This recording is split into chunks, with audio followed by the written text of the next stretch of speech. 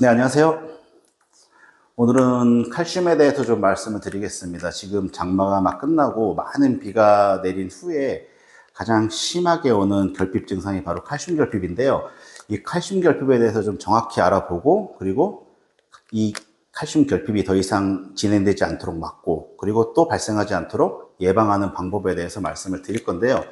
식물은 총 16가지의 원소만 먹고 삽니다. 그거 말고는 다른 건 안 먹어요. 그래서 양액 재배라든가 수경 재배가 가능한 것이고요. 이 16가지 원소가 뭐냐면 C, H, O, 탄소, 수소, 산소, N, P, K, 칼슘, 마그네슘, 황. 이 CHO를 뭐라고 부르냐면 필수 원소라고 불러요.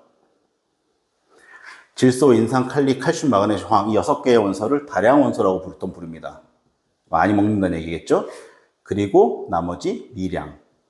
미량은 뭐가 있을까요? 붕소, 몰리브덴, 망간, 아연, 그 다음에 철, 구리, 그리고 마지막 염소까지. 이렇게 미량인데 이거 세보면 총 16가지 원소예요. 그래서 이 16가지 원소를 먹고 사는데 오늘 말씀드릴 게 이 나머지에 대해서도 제가 비료에 관련돼서 1부, 2부, 3부 정도로 끊어서 이 나머지 성분에 대해서 정확히 말씀드릴 건데 오늘은 가장 급한, 현재 상황에서 가장 급한 칼슘에 대해서 말씀드릴 거고요. 이 칼슘을 지금 왜 말씀을 드리냐면은 뿌리도 호흡을 해야 이 칼슘이 흡수가 가장 힘든, 이 중에서 가장 힘든 성분이거든요. 이 중에서 가장 힘든 성분인데 지금 장마 이후에 뿌리가 많이 망가져 있습니다. 뿌리도 호흡을 해야 되고 호흡을 하기 위해서 산소가 필요한데 물에 잠기다 보니까 산소가 차단이 되고 그로 인해서 세근이 다 죽는 거죠.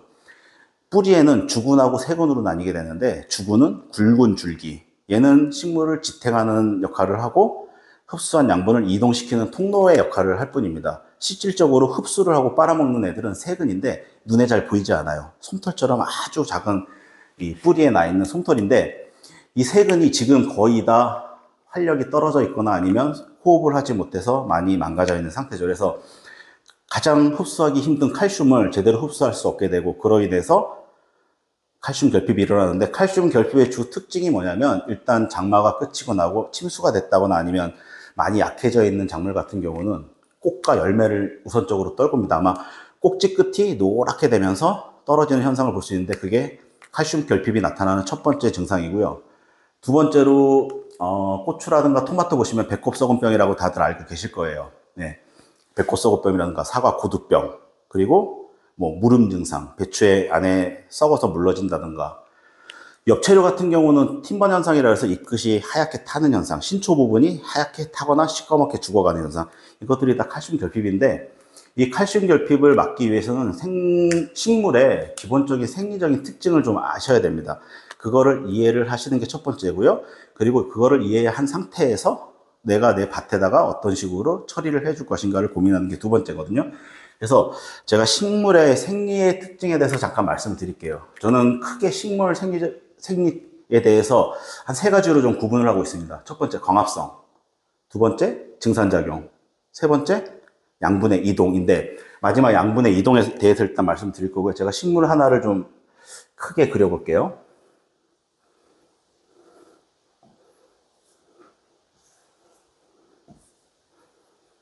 얘는 잎이라고 보시면 되고요. 여기 열매 하나 그리겠습니다. 여긴 뿌리겠죠?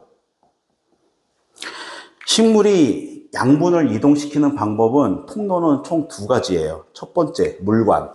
뿌리에서 흡수한 물과 그 물에 녹아있는 양분을 이동시키는 물관.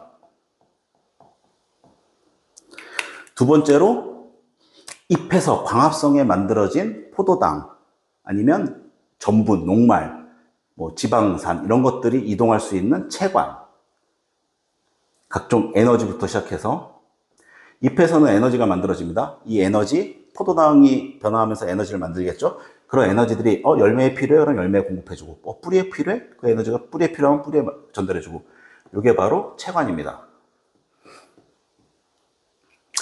그래서 식물학자들은 처음에 연구를 할 때, 야, 그러면 칼슘은 과연 어디를 통해서 이동을 할까? 어디에 많이 분포가 되어 있을까를 연구를 해봤는데, 양분이 이동하는 주요 통로를 한번 검사를 해봤어요.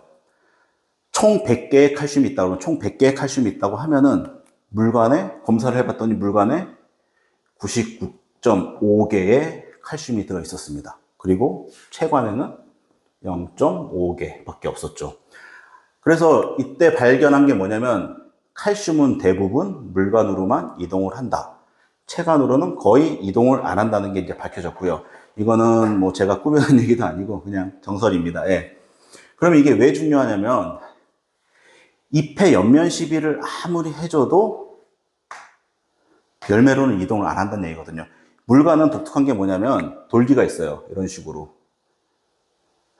위로는 이동하는데 거꾸로 올려 그러면 얘가 이렇게 닫혀가지고 막아버립니다. 칼슘은 뿌리로부터 흡수를 해서 99.9개가 흡수가 되는데 대부분이 식물은 칼슘을 먹기 위해서 뿌리만 이용을 하는데 일로 타고 올라가면서 필요한데 나눠주고 결국에는 잎 끝에 있는 신초까지 가게 되는데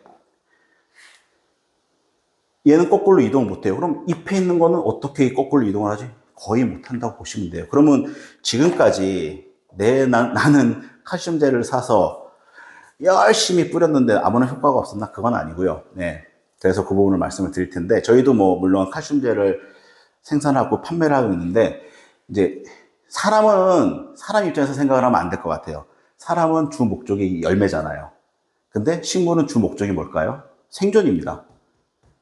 꽃이나 열매를 떨궈도 나의 생존에는 크게 영향이 없어요. 그래서 제일 먼저 나타나는 게 꽃과 열매를 떨구는 거고요. 칼슘이 부족했을 경우에. 나한테 중요한 거는 식물 입장입니다. 식물 입장에서 중요한 거는 신초입니다. 세포 분열을 하고 세포벽을 만들어야 되는데 칼슘이 많이 필요해요. 여기는 이미 만들어져 있으니까. 예. 그래서 신초 부분이 타들어가는 증상이 제일 먼저 나오는 게 칼슘 결핍 증상이 나오는 게 그 이유고요. 세포 분열해서 잎을 막 만들고 줄기를 만들어야 되는데 칼슘이 부족해요. 그러면 타들어가는 거거든요. 얘가 부족해. 여기 갈 게 없어. 야, 꽃 열매 더 이상 키우지 마. 꽃 더 이상 피우지 마. 잘라버리는 거죠. 지금 장마가 온 다음에 뿌리를 급격하게 뻗을 겁니다. 왜? 지금 다 죽었거든요. 죽거나 활력이 약해져서 세근이 문제가 되는데 갑자기 더워지고 햇빛이 뜨기 시작하면은 나는 빨리 생장을 해야 되는데 문제가 있거든요. 그래서 뿌리에 빨리 보내야지. 세포 분열해야지. 세포벽 만들어야지. 새롭게 키워 올려야지. 그래서 옆면 시비를 해주는 겁니다. 이 위에다가 옆면 시비를 쫙 칼슘을 도포를 해주게 되면 식물은 위쪽은 칼슘이 충분하게 공급됐어. 그럼 그 다음 필요한 건 뭐지? 뿌리도 충분히 들어와 있네? 그러면 열매로 옮길까? 그 다음에 꽃으로 옮길까? 라는 생각을 하게 되거든요. 뭐 식물이 생각하는 건 웃기지만 저는 개인적으로 식물이 생각을 하고 움직인다고 생각을 하는데 그렇기 때문에 옆면시비가 필요한 거고요. 반드시 그렇기 때문에 옆면시비를 주고 밑으로도 칼슘을 공급을 해줘야 된다는 거. 이게 가장 중요한 칼슘 결핍을 예방하는 포인트라고 할 수 있겠습니다. 그래서 간단하게 설명을 드렸는데 이게 단 것 같아요. 칼슘 결핍을 예방하고 치유하는 부분은. 제가 그러면 첫 번째 말씀을 드릴게요. 칼슘 결핍을 예방하고 치유하고 진행 안 하게 되려면 일단 가장 급한 거는 뿌리입니다.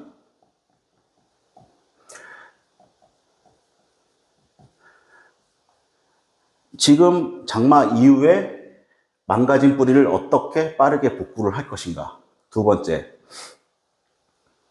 칼슘의 공급이에요. 어떤 칼슘을 어떻게 줄 것인가? 어떤 걸로 옆면 시비를 해주고, 밑은 어떻게 해줘요? 나는 관수시설이 없는데? 그럼 뭐 노즐로 찔러서 줘야 되나? 이 부분. 옆면과 뿌리 둘 다 공급해줄 방법. 세 번째, 제가 말씀드렸죠? 뿌리가 지금 많이 손상되어 있는 상태라고? 그러면은 지금 곧 꽃하고 열매를 막 내가 살기 위해서 떨굴렸는데 이걸 어떻게 막아줄 것인가? 뿌리가 생육이 올라와서 내가 혼자 충분히 버틸 수 있게 유지하는 방법.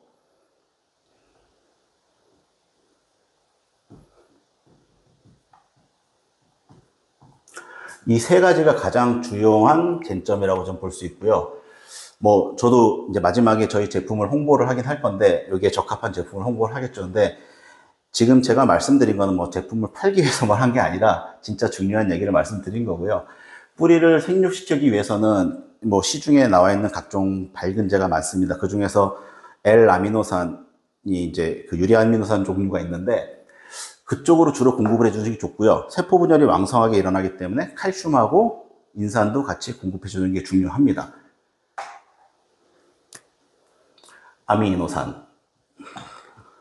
그 다음에 인산, 칼슘이 여기는 뿌리 쪽을 위해서 들어가야 되고요.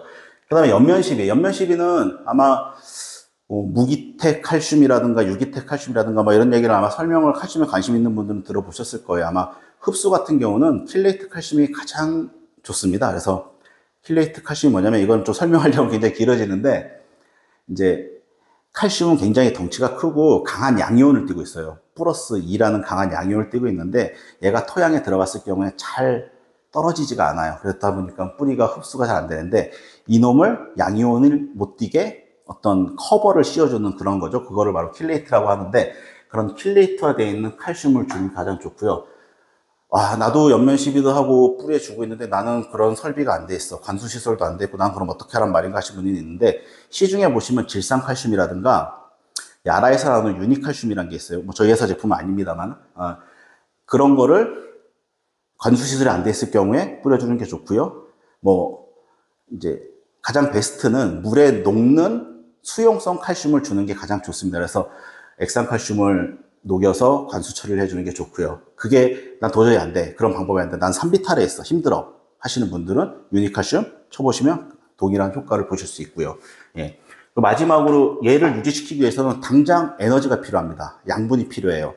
그거를 이제 연면 시비를 통해서 뭐 해조 추출물, 아미노산을 공급해 주는 게 있는데 저희도 해조 추출물을 굉장히 효과가 좋기 때문에 판매를 하고 있지만은 지속적으로 쓰라고는 절대 말씀을 안 드려요. 왜냐하면은 얘는 어떻게 보면 마약이라고 생각하시면 돼요. 사람이 힘이 없는데도 마약을 맞으면은 미쳐서 날뛰듯이 이제 뭐 미쳐 날뛰는 정도는 아니지만 어떤 에너지라고 보시면 될 것 같거든요. 그래서 지금 당장은 뿌리가 굉장히 약해져 있고 지금 갑자기 더워지면서 강한 햇빛이 쬐이면 식물은 환경이 급변하기 때문에 데미지를 굉장히 크게 받습니다. 이거를 좀 약하게 받게 하기 위해서 급처방하는 거라고 보시면 될 것 같고요. 연속작과 작물, 고추라든가 뭐 토마토, 뭐 계속 꽃이 피면서 따고 오이 뭐 이런 작물들은 솔직히 이런 연면시비 아미노산을 지속적으로 처리해주는 건 저는 별로 추천드리지는 않아요. 근데 이렇게 환경이 안 좋아졌을 때 냉해, 고온장애 아니면 과습, 건조 이런 환경에서는 굉장히 많이 도움이 되니까 급처방입니다. 사람이 피곤해서 쓰러졌을 때 닌게로 맞는 거랑 비슷해요. 그렇게 쳐주시는 게 좋고요. 저희 회사에서는 제가 두 가지 제품을 말씀을 드리려고 해요. 지금 보시면 전에도 몇 번 말씀을 드렸었는데 요 키움이 1호 같은 제품이 해조 추출물 절반에다가 나머지 유리아미노산을 넣어놨거든요. 그래서 얘는 지금 말씀드렸던 뿌리와 연면시비, 잎 쪽, 열매, 꽃 쪽에 줬을 때 굉장히 좋은 효과를 내고 있고요. 35,000원에 판매를 하고 있는데 아마 시중에서 1리터짜리 기준으로 해서 해조 추출물 구입을 해보신 분들은 아실 거예요. 굉장히 비싸다는 건데 저희는 동일한 양과 그 이상의 아미노산까지 포함을 시켜서 35,000원에 판매를 하고 있으니까 뭐 관심 가져주시면 좋을 것 같고요. 그리고 저희 칼슘제 같은 경우는 저희가 국내에서는 안 만들고 직접 해외에서 수입하고 있습니다. 그래서 유기택 칼슘, 킬레이트 칼슘인데 굉장히 무겁습니다. 양이 충분히 들어있거든요. 킬레이트 칼슘인데 1리터입니다. 1리터짜리가 25,000원에 판매를 하고 있거든요.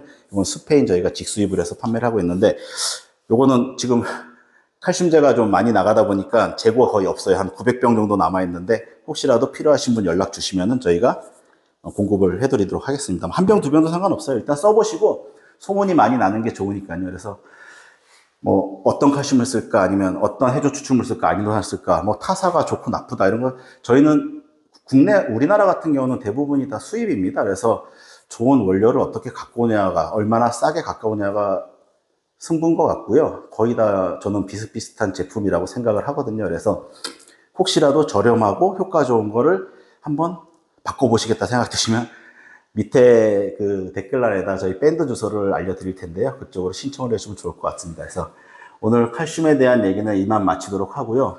앞서 말씀드렸던 거, 이 부분을 정확히 인지를 하셔가지고 연면 시비와 뿌리 관리, 뿌리가 잘 먹기 위해서는 토양 관리도 같이 들어가야 되죠. 그래서 제가 나중에는 작물 생리학, 토양학, 비료학, 농약, 농화학, 재배학까지 모든 거를 좀 다 유튜브로서 기록을 좀 남기고 싶어요. 제가 은퇴하기 전에 다 남겨서 남은 젊으신 분들이 교육하거나 아니면 농사를 공부할 때 도움이 될 수 있도록 많은 자료를 남겨두려고 하니까요. 저희 채널 꼭 좀 구독해 주시고요. 저희 TS학으로 제품 많이 사랑해 주시면 감사드리겠습니다. 예, 이만 마치도록 하겠습니다. 고맙습니다.